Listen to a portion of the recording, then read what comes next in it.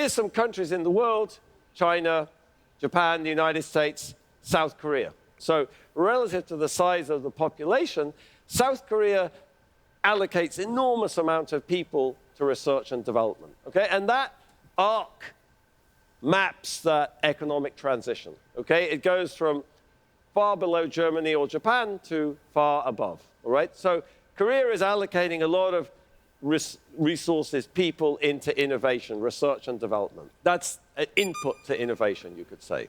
You might be more interested in the outputs. So how do you measure outputs?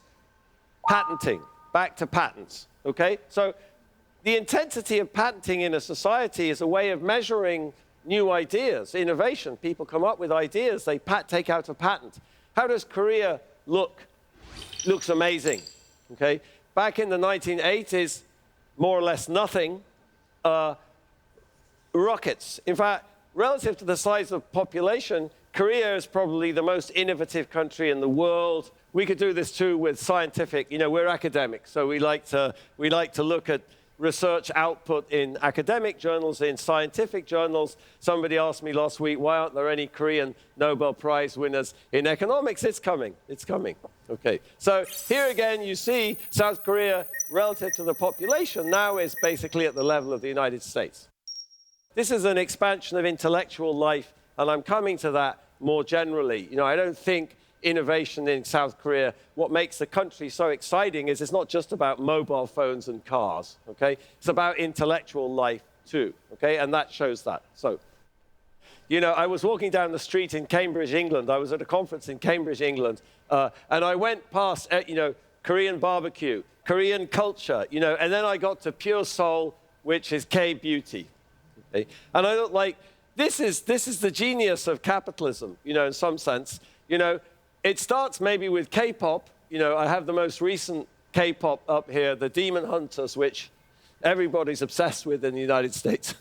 My son, I have a 10-year-old son, he's completely obsessed with this movie. And, you know, and of course, K-pop stars have perfect skin.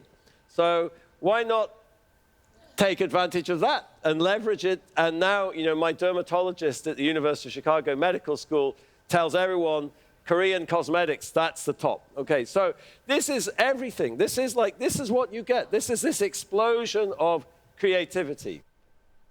How did Korea succeed in doing this? Okay, but for me, this is just like mobile phones and Hyundai and shipbuilding, and this is about creativity. This is about unlocking people's talent and ideas and passion, and that's what inclusive institutions do. 한국 사회의 포용적 제도는 다양한 재능을 꽃피우게 했고 그 힘은 이제 전 세계로 뻗어나가고 있습니다.